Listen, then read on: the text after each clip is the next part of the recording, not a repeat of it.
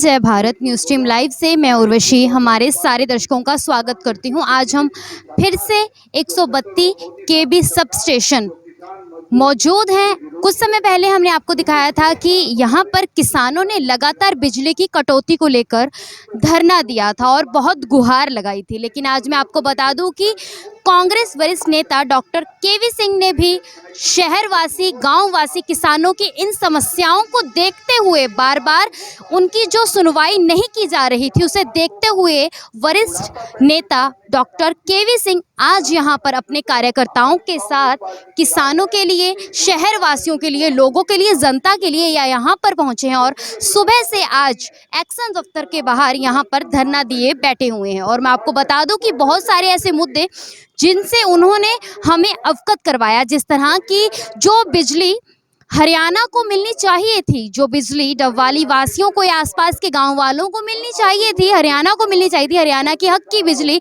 जो है वो सरकार द्वारा कहीं ना कहीं इस तरह के आरोप लगाए गए हैं कि वो गुजरात को दी जा रही है ताकि वहां पर जो उनकी पार्टी है उसे मजबूत किया जा सके। लेकिन हरियाणा वासी जिन्होंने विश्वास कर सरकार को सत्ता में बिठाया, उनके साथ ये बहुत बड़ा एक विश्वासघात हो रहा है। इसी के साथ बहुत सारे इस तरह के डवाली के मुद्दे थे जिन्हें लेकर डॉक्टर केवी सिंह ने यहाँ पर बातचीत की और आप देख सकते हैं कि बहुत से कार्यकर्ता हैं, सभी लोग हैं आज यहाँ पर कांग्रेस के समर्थन में यहाँ पर डॉक्टर केवी सिंह के साथ इसी तरह से धरने पर उनके साथ बैठे हुए हैं। और जिस तरह से डॉक्टर केवी सिंह उन्हें सभी मुद्दों से, सभी समस्याओं से इस प्रकार से अवगत करवा रहे हैं। सुबह से मैं आपको बता दूं कि एक्शन दफ्तर के बाहर डॉक्टर केवी सिंह बैठे हुए हैं, लेकिन अभी तक हमें कोई भी प्रशासनिक अधिकारी यहां पर बातचीत करके आने के लिए यहां पर हमें दिखाई नहीं दिया। तो चलिए आपको अंदर ले चलते हैं, काफ़ी इस तरह के मुद्दे हैं उनसे भी बातचीत करवाते हैं और आपको दिखाना चाहेंगे कि किस तरह से सभी कार्यकर्ता और सभी लोग हैं एकजुट होकर अपनी समस्या को लेकर यहाँ पर बैठे हुए हैं।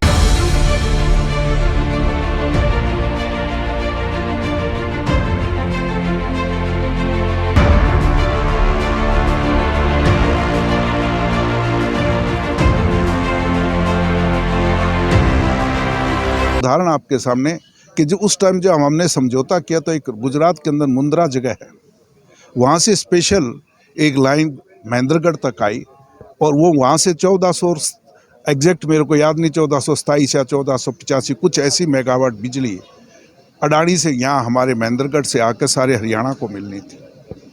अब पिछले 8 साल से वो बिजली हमें नहीं मिल रही। उल्टा पहले आनी थी मुंद्रा से महेंद्रगढ़, अब जा रही है महेंद्रगढ़ से मुंद्रा गुजरात में, और वो भी मुफ्त। कारण कि गुजरात में चुनाव है। खट्टर साहब मोदी को अपनी कुर्सी बचाने के लिए मोदी को खुश रखने का काम कर रहे हैं और पावर मिनिस्टर मुख्यमंत्री को खुद खुश रखने के लिए झूठ बोल रहे हैं। और हरियाणा की जनता तड़फ रही है तरस बिजली के लिए, तो गर्मी फुल और बिजली गुल है। ये मुद्दा है सबसे बड़ी। और सिर्फ मैं नहीं कह रहा इस बात को कि अगर हम इस बात को आपके सामने रखेंगे, जनता से कहेंगे कांग्रेस पार्टी है, विरोधी पार्टी है, और इसका मैं सबूत के साथ 114 लाख यूनिट डेली गुजरात को दी जा रही है। और उसकी एक संस्था है, हमारे केंद्र सरकार की संस्था है, उसका नाम है northern regional load dispense centre, इसका NRLDC। ये एक सेंटर है जिसके अंदर बिजली का आवागमन हम जो ग्रिड से एक ग्रिड से दूसरे ग्रिड में ट्रांसफ़र करते हैं। हमें ज़रूरत है तो हम कहीं से ले लेते हैं, दूसरे को ज़रूरत है कमी बेसी के हिसाब से रद्दा बदल होता है। उसने हमें ये रिकॉर्ड दिया है।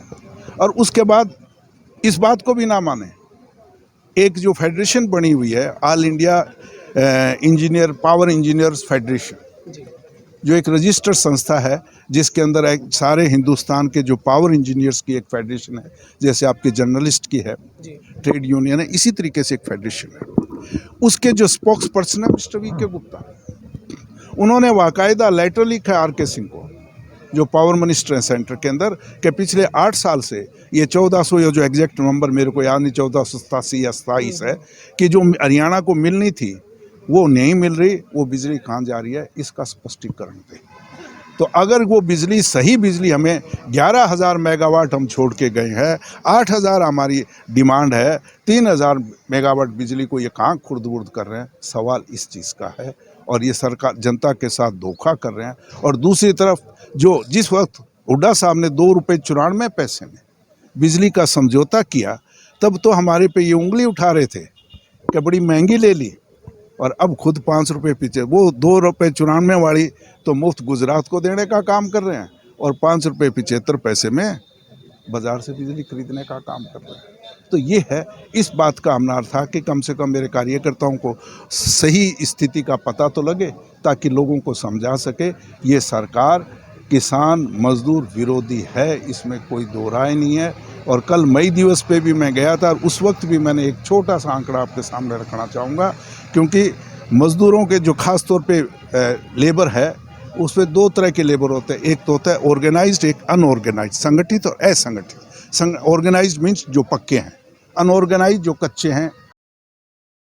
जो टेम्परेचर एकदम राइज हुआ है, जो मई में लू वगैरह चलती थी वो पहले ही चलने लगी 15-20 दिन, उसकी वजह से थोड़ा सा बिजली की डिमांड बढ़ी है, जिसको हम मीट आउट करने के लिए ऊपर सरकार लेवल तक पूरी कोशिश जारी है, और उम्मीद है 2-4 दिन में सामान्य हो जाएगा। सर, सबसे बड़ी दिक्कत किसानों को आ रही है कि उनकी लाइट उनको प्रॉपर नहीं मिल पा रही है, क्योंकि उसमें भी 5 दिन एक का इस तरीके से। हाँ, वो हमने शेड्यूल बनाने के लिए 8 घंटे के लिए हमने ऊपर डिमांड भेजी है। 7 और 1 का तो हम करते हैं। कई किसानों की डिमांड आती है जो ढाणियों में बैठे हैं, वो चाहते हैं कि शाम को हमें 1 घंटा लाइट मिले पशुओं के पानी के लिए, खुद पानी पीने के लिए। तो 7 और 1 का तो करते हैं, पहले भी चलता रहा है शेड्यूल। अब हमने भेजी हुई डिमांड, उम्मीद है ये जल्दी हल हो जाएगा। एक सबसे बड़ी दिक्कत पिछले कई महीनों से है, क्योंकि जो ट्यूबवेल कनेक्शन किसानों ने लेने थे, हाँ जी, उनमें सर सबसे बड़ी दिक्कत जेई को लेकर आ रही है कि जेई कोई सुनवाई नहीं कर रहा। अगर किसी का खंभे लग गए तो ट्रांसफार्मर नहीं गया, ट्रांसफार्मर गया तो मीटर लग गया, मीटर गया सब कुछ होगा तो केबल नहीं लगी। हाँ, ठीक है। कब तक सर? अब हमारे पास सारी आइटमें कंप्लीट हैं। हमारे इसके वर्क ऑर्डर भी हो गए हैं ट्यूबवेल कनेक्शन के।